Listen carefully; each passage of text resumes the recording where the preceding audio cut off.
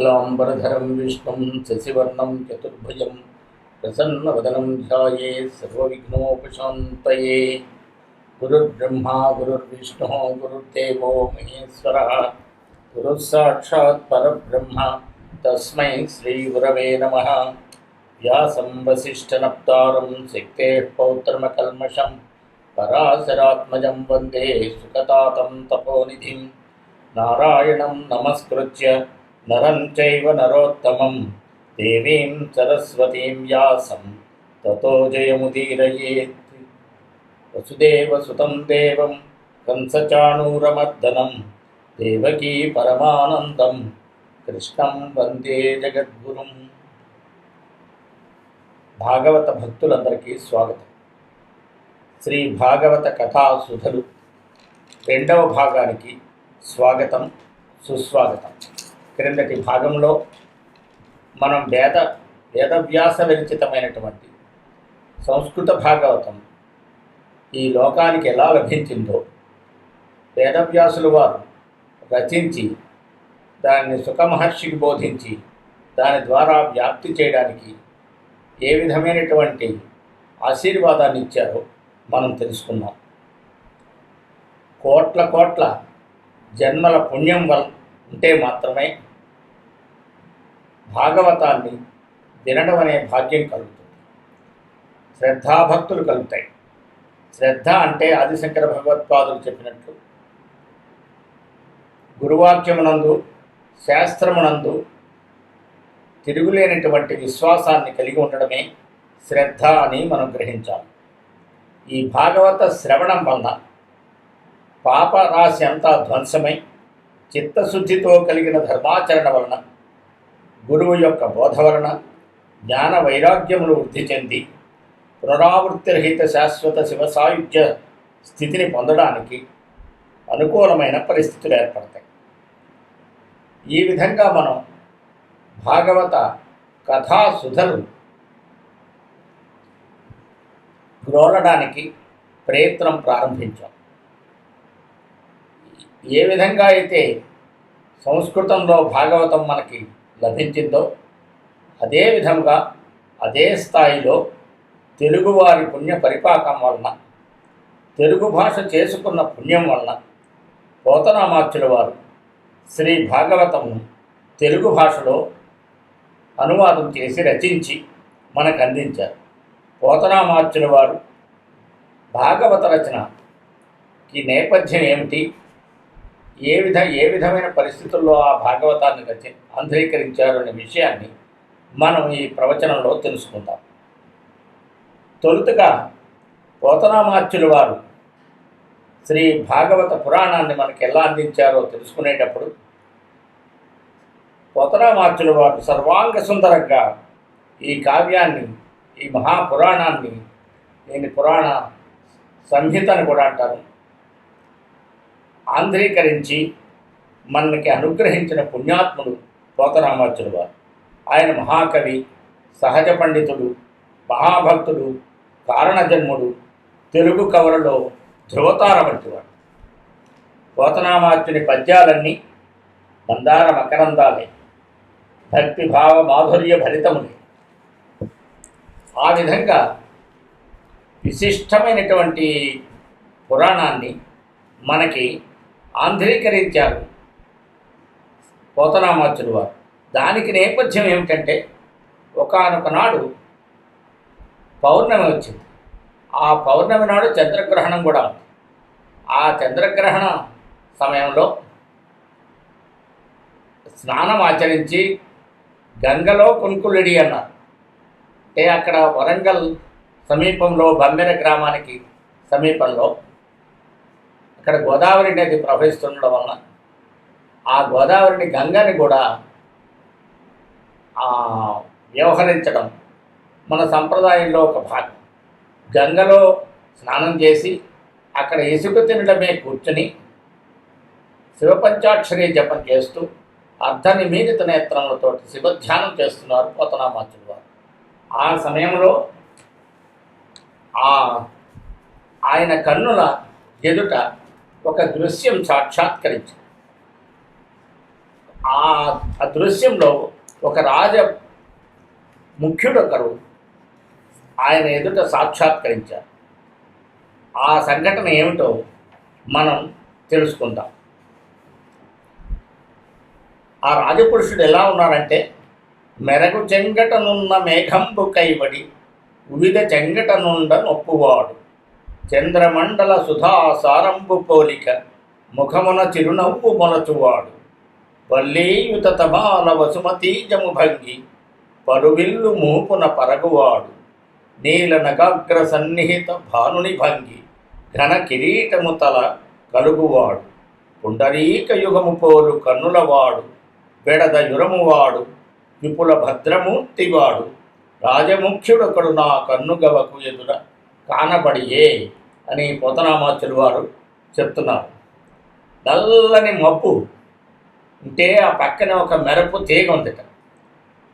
ఆ నల్లని మబ్బులా ఉండేటువంటి నీలమేఘశ్యామగా ఉన్నటువంటి ఆ రాజముఖ్యుడి పక్కన ఒక మెరపు తీగలాగా ఒక తరుణి కూడా ఉండదు.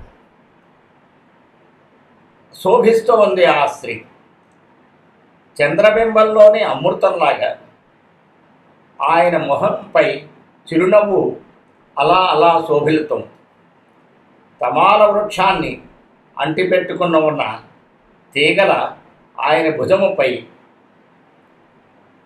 పెద్ద విల్లు ఒకటి వేలాడుతూ ఉంది. నీలాద్రి శిఖరంపై అంటే ఒక మబ్బు శిఖరంపై ఆ మబ్బుల వెనకాల నుంచి ఒక సూర్యబింబం వస్తుంటే ఎలా ఉంటుందో ఆ విధంగా ఆయన తలపై ఒక బంగారు కిరీటం కాంతులు వెదజల్లుతోంది.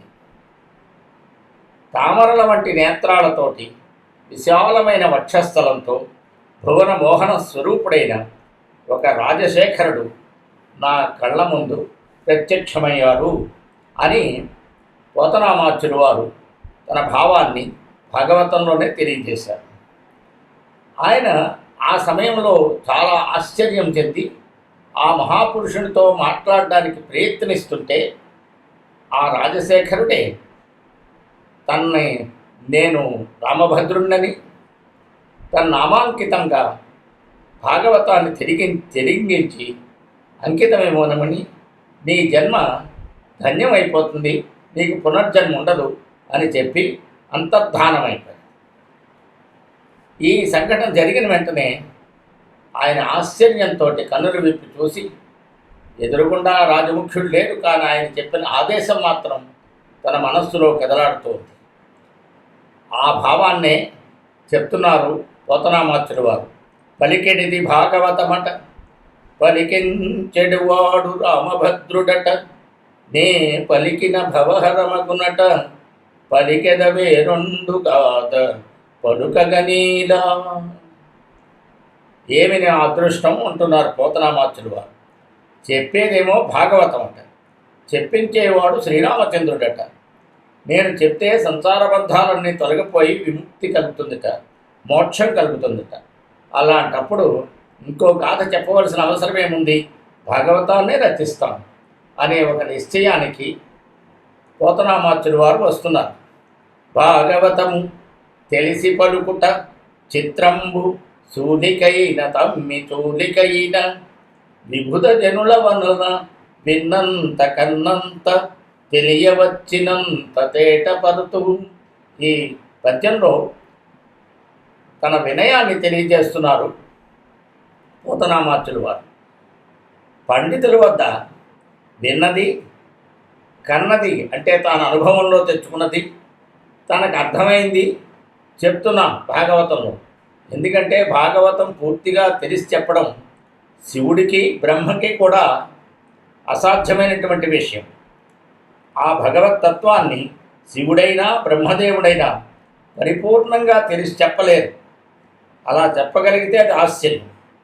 అలాంటి భాగవతాన్ని నేనెలా చెప్పగలను అంటే విజ్ఞుని వలన ఎంత విన్నానో నాకు గోచరించినంత నాకు అర్థమైనటువంటి విషయాన్ని తేట తెల్లంగా చెప్పడానికి ప్రయత్నం చేస్తానని వినయాన్ని ఎంతో వినయంగా తెలియజేశారు పోతనామాచులు వారు. ఇక్కడ ఒక విశేషం ఉంది. విన్నంత కన్నంత తెలియవచ్చినంత. ఈ మూడు ఏమి సూచిస్తాయంటే శ్రవణ మనన నిధిధ్యాసలకు సంకేతం. ఈ మూడు ఉంటే కానీ భాగవతం అవగాహన సాధ్యపడదు అనే సూచన ఈ పద్యంలో ఉంది. కొందరకు తెలుగు గుణమగు, కొందరకును సంస్కృతము గుణమగు, రెండును కొందరికి గుణములగు, నేనందరి మెప్పింతు కృతుల అయ్యయ్యడలను. గుణము అంటే ఇక్కడ ఇష్టమని భావించాలి. కొందరికేమో తెలుగు పద్యాలన్నా తెలుగు భాషన్నా ఇష్టం ఉంటుంది, మరికొంతమందికి సంస్కృతం అంటే ఇష్టం ఉంటుంది, ఇంకా కొంతమందికి రెండు భాషలు ఇష్టం ఉంటాయి. అందువలన ఈ రెండు వర్గాల వాళ్ళని, ఈ మూడు వర్గాల వాళ్ళని నేను ఆ భాషాభిమానులందరినీ మెప్పించే విధంగా భాగవతాన్ని రచిస్తాను అని పోతనామాత్యుల వారు మనకు తెలియజేస్తున్నారు. ఇంకా అంటున్నారు, పూర్వకవులకి వారు తెలుగులో కావ్యాలు ఆంధ్రీకరించినప్పుడు సంస్కృత కావ్యాలు ఎందుకో ఈ భాగవతాన్ని మర్చిపోయారు తెలిగించడం. అది నా భాగ్యం అని ఒక పద్యంలో తెలియజేస్తున్నారు. వనరన్ నన్నయ తిక్కనాది కవులీ ఉర్విన్ పురాణావళుల్ తెనుగున్ చేయుచు మత్పురాకృత శుభాధిక్యంబుతా నెట్టిదో తెనుగున్ చేయరు మున్ను భాగవతమున్ దీనిన్ తెనింగించి నా జననంబున్ సఫలంబు చేసెద పునర్జన్మంబు లేకుండగన్. ఇందులో రెండు భాగాలు ఉన్నాయి. ఒకటి పూర్వం నన్నయ్య తిక్కన అంటే పోతన గారికి పూర్వం ఉన్నవాళ్ళు, ఆ పూర్వకవులకి సంస్కృతంలోంచి తెలుగులోకి కావ్యాన్ని అనువదించే సమయంలో భాగవతాన్ని చేయడం ఎందుకో నా గురించి వదిలేశారేమో, నా పుణ్యం వలన దీన్ని ఇప్పుడు నేను తెలుగు చేస్తాను అనేది ఒక భాగం. రెండవది, దీని ప్రధాన ఉద్దేశం ఏమిటంటే ధనార్జన కానీ పేరు ప్రఖ్యాతులు కాదు, ఆయనకి జననం సఫలం చేసుకోవాలి, తన జన్మని పునర్జన్మ లేకుండా చూసుకోవాలి. ఈ రెండే భాగవతాన్ని తెలుగులో రాయడంలో పోతన గారి యొక్క ధ్యేయం. ముందు ముందు కూడా మనం ఆ విషయాన్ని పదే పదే తెలుసుకుంటూ ఉంటాం. అటువంటి మహాకావ్యానికి వర్ణిస్తూ ఒక గొప్ప పద్యాన్ని మనకు అందజేశారు. లలిత స్కంధము కృష్ణమూలము సుకాలాపాభిరామంబు మంజులతాశోభితమున్ సువర్ణ సుమన సుజ్ఞేయమున్ సుందరోజ్వల వృత్తంబు మహాఫలంబు విమల వ్యాసాల బాలంబునై వెలయున్ భాగవతాఖ్య కల్పతరువు గుర్విన్ సద్విజశ్రేయమై. ఇక్కడ భాగవతాన్ని ఒక మహావృక్షంతో పోల్చి చెప్పడం ఒకటి. రెండో అర్థం ఏంటంటే భాగవతంలో ఉన్నటువంటి 12 స్కందాల గురించి కూడా ఆ వర్ణన కూడా ఇందులో ఉన్నది. ఈ లలిత స్కంధము అంటే భాగవతం అనే ఒక కల్పవృక్షం కింద మనం భావిస్తే భాగవతాన్ని, దాని కాండం చాలా ముచ్చటగా ఉందట. చేవదేరిన నల్లబడిన తల్లివేరు కలదైంది, చిలుకుల పలుకులచే మనోహరమైంది, అందమైన తీగలతో అలరారుతూ ఉన్నది, రంగురంగుల పూలతో ఎంతో అందంగా ఉంది, సుందరంగా శోభిల్లే గుండ్రని ఆకారం కలదు, పెద్ద ఫలాన్ని కలిగి ఉన్నది, స్వచ్ఛము విస్తారమైన పాదు కలదై ఉన్న ఆ వృక్షం మంచి మంచి పక్షులకు మేలు చేకూరుస్తోంది. ఇది భూమి మీద చాలా అద్భుతంగా వెలుగుతూ ఉంది, ప్రకాశిస్తూ ఉంది అని ఒక అర్థం. శ్లేషార్థం ఏమిటంటే మనోహరమైనటువంటి స్కందాలు ఉన్నాయి ఇందులో బాగా, అవి 12 ఉన్నాయి భాగవత మహాపురాణంలో. దీనికి మూలం ఎవరంటే కృష్ణమూలము, అంటే శ్రీకృష్ణుడే భాగవత ఇతివృత్తానికి మూలంగా ఉన్నవారు. సుఖమహర్షి యొక్క ప్రవచనాల చేత మనోజ్ఞమై సౌకుమారు వలన శోభిలుతూ ఉన్నది. సద్గుణాలతో నిండి ఉన్న పండితుల చేత సేవింపదగినదై ఉన్న కావ్యం. అందంగా ప్రకాశించే ఇతివృత్తంతో పవిత్రుడైన వ్యాస మహర్షే ఒక పాదుగా ఉండి సజ్జనులకు బ్రహ్మవేత్తలకు శుభం చేకూర్చేదై ఈ భాగవతం అనే కల్పవృక్షం భూమి మీద ప్రకాశిస్తూ ఉంటుంది. ఈ భాగవత పద్యాలలో పోతన గారి కవితా ప్రతిభకు, అద్భుతమైన ఆయన పద్య శిల్పానికి ప్రథమ శ్రేణి పతాకలు. గ్రంథారంభంలో మనకి ప్రార్థనా పద్యాలు. ఆ పద్యాలు ప్రతి తెలుగువాడు కంఠస్థం చేసి నిత్యం స్మరిస్తూ నిత్యం పాడుకుంటూ ఉండాలి. అటువంటి పద్యాల గురించి మనం వచ్చే భాగంలో తెలుసుకుందాం. ఈ భాగవతం రచించి ఏ రాజుకి ఇవ్వను, ఇది కేవలం భగవంతుడికే సమర్పిస్తాను అనేటువంటి అద్భుతమైన కృతనిశ్చయంతో పోతనామాచ్యుల వారు దీన్ని తెనిగించడానికి ఉన్నటువంటి ఉద్దేశం చెప్తున్నారు. ఇమ్మనుజేశ్వరాధములకు ఇచ్చి పురంబులు వాహనంబులున్ సొమ్ములు కొన్ని పుచ్చుకొని చొక్కి శరీరము వాసి కాలుచే సమ్మెట రేటులంబడక సమ్మతి శ్రీహరికిచ్చి చెప్పే ఈ బమ్మెర పోతరాజొకడు భాగవతంబు జగద్ధితంబుగన్. రాజులకిచ్చి కావ్యాలు అంకితమిచ్చి వారిచ్చే సొమ్ములు తీసుకుని, అగ్రహారాలు తీసుకుని, ఆభరణాలు తీసుకుని ఆనందంతో మైమరిచి చచ్చిపోయిన తర్వాత యముని చేట సమ్మెట దెబ్బలు తినకుండా ఈ బమ్మెర పోతరాజు అనే ఒకడు లోకశ్రేయస్సుకై ఈ భాగవతాన్ని మనఃపూర్వకంగా భగవంతునికి అంకితం చేస్తున్నారు అని ఒక పద్యంలో మధురంగా తెలియజేశారు. అదే పోతనామాచ్యుల వారు చేతులారంగ శివుని పూజింపడేని, నోరు నవ్వంగ హరికీర్తి నుడువడేని, దయయు సత్యంబులోనుగా తలపడేని, కలుగనేటికి తల్లుల కడుపు చేటు అనే చాలా సులువైనటువంటి సరళమైనటువంటి తెలుగువారు అందరూ పఠించి కంఠస్థం చేయగలిగినటువంటి నిత్యము స్మరింపదగినటువంటి పద్యం ఇది. చేతులు శివునికి బాట, నోరు కేశవునికి బాట. శివకేశవుల మధ్య భేదం లేదనే విషయాన్ని పోతనామాచ్యుల వారు తన భాగవతంలో ఎన్నో మార్లు తెలియజేస్తూ ఉంటారు. ఇది ఒక ఉదాహరణ మాత్రమే. శివకేశవుల మధ్య అభేదాన్ని పోతన పాటించారు. ఈ అర్పణ కూడా కేవలం బాహ్యంగా కాకుండా మానసికంగా కూడా జరగాలని ఆయన భావన. అప్పుడు మాత్రమే చేతులు ధైర్యం చూపుతాయి, నోరు సత్యాన్ని పలుకుతాయి. నోరు సత్యాన్ని పలుకుతుంది, చేతులు ధైర్యం చూపెడతాయి అని ఆయన విశ్వాసం. శారీరకంగా అంటే కాయికంగా శివపూజ, వాచికంగా హరికీర్తన, మానసికంగా దయ సత్యం అనే భావాలు కలిగి ఉండడం, ఇలా త్రికరణ శుద్ధిగా భగవదారాధన చేయడం అనేది ఈ పద్యంలో మనకి సూచిస్తున్నారు. ఈ పద్యంలో తల్లుల అను పదప్రయోగం చేత జన్మాంతరాల్లోని దౌర్భాగ్య స్థితిని తెలియజేస్తున్నారు. అది సూచిస్తోంది తల్లుల అనే పదం. ఇటువంటి అద్భుతమైన పద్యంతో ఈనాటి ప్రవచనం పరిసమాప్తం చేసుకుందాం.